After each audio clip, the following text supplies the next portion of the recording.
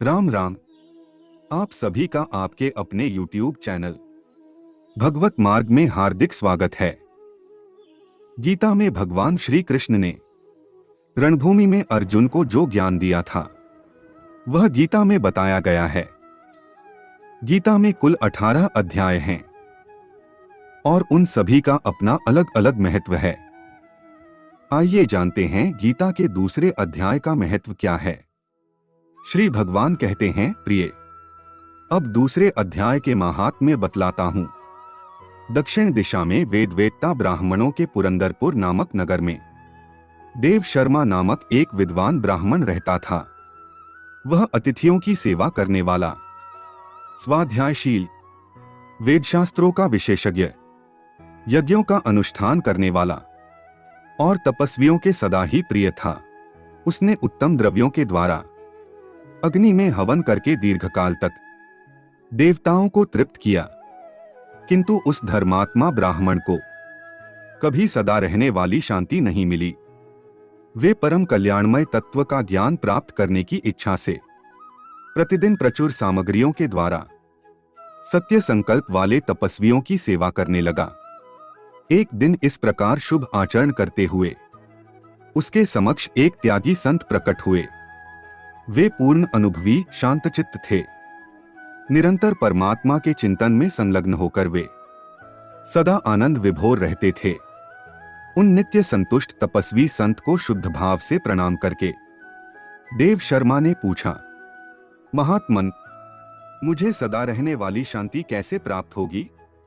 तब उन आत्मज्ञानी संत ने कहा, ब्राह्मण, सौपुर ग्राम का निवासी मित्रवान जो बकरियों का चरवाहा है वही तुम्हें उपदेश देगा। यह सुनकर देव शर्मा ने महात्मा के चरणों की वंदना की और सौपुर ग्राम के लिए चल दिया। समृद्धशाली सौपुर ग्राम में पहुंचकर उसने उत्तर भाग में एक विशाल वन देखा। उसी वन में नदी के किनारे एक शिला पर मित्रवान बैठा था।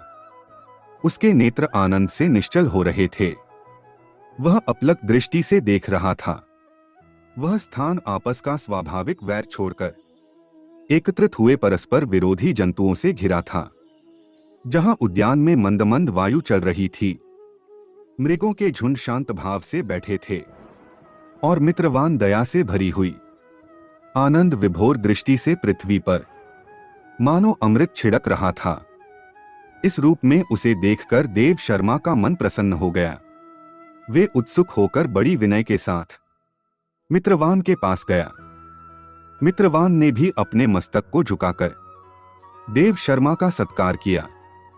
तदंतर विद्वान ब्राह्मण देव शर्मा अनन्य चित्त से मित्रवान के समीप गया और जब उसके ध्यान का समय समाप्त हो गया तब देव शर्मा ने पूछा, महाभाग, मैं आत्मा का ज्ञान प्राप्त करना चाहता हूं।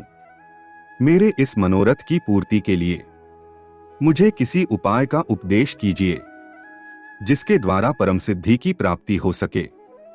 देव शर्मा की बात सुनकर एक क्षण तक कुछ विचार करने के बाद मित्रवान ने कहा है, महानुभाव, एक समय की बात है, मैं वन के भीतर बकरियों की रक्षा कर रहा था। इतने में ही एक भयंकर बाघ पर मेरी दृष्टि पड़ी जो मानो सबको खा लेना चाहता था। मैं मृत्यु से डरता था, इसलिए बाघ को आते देख बकरियों के झुंड को आगे करके वहां से भाग चला, किंतु एक बकरी तुरंत ही सारा भय छोड़कर नदी के किनारे उस बाघ के पास चली गई। फिर तो बाघ भी द्वेष छोड़कर चुपचाप खड़ा हो गया।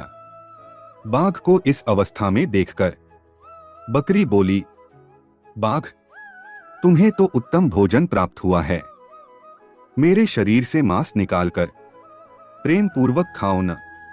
तुम इतनी देर से खड़े क्यों हो? तुम्हारे मन में मुझे खाने का विचार क्यों नहीं हो रहा है? बाघ बोला, बकरी, इस स्थान पर आते ही मेरे मन से द्वेष का भाव निकल गया।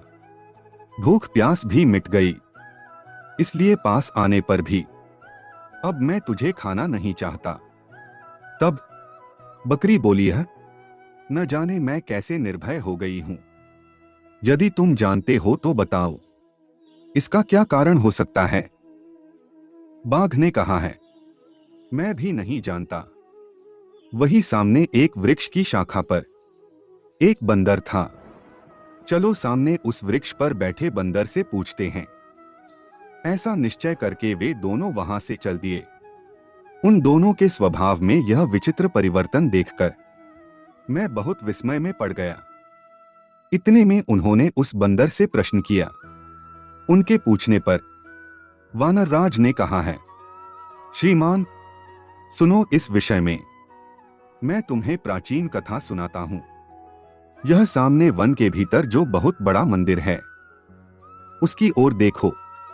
इसमें ब्रह्मा जी का स्थापित किया हुआ एक शिवलिंग है।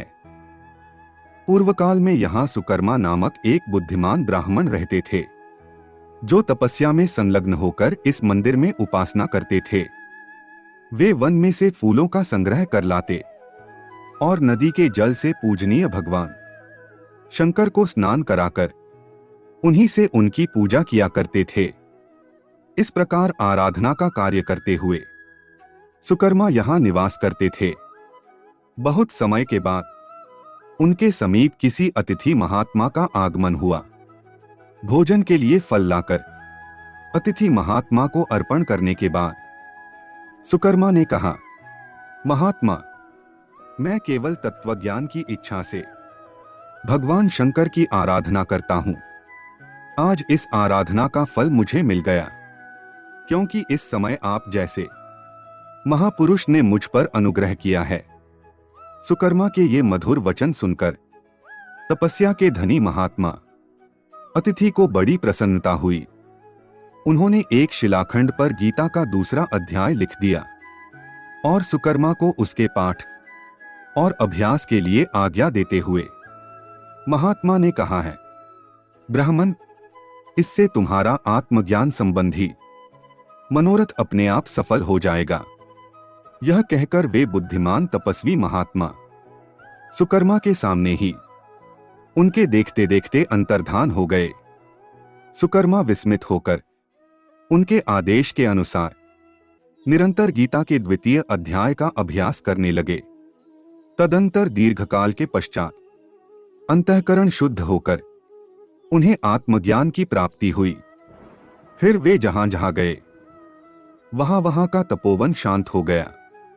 उनमें सर्दी, गर्मी और रागद्वेष आदि की बाधाएं दूर हो गईं।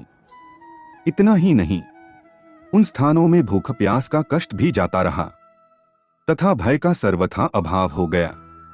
यह सब द्वितीय अध्याय का जप करने वाले सुकर्मा ब्राह्मण की तपस्या का ही प्रभाव को समझो।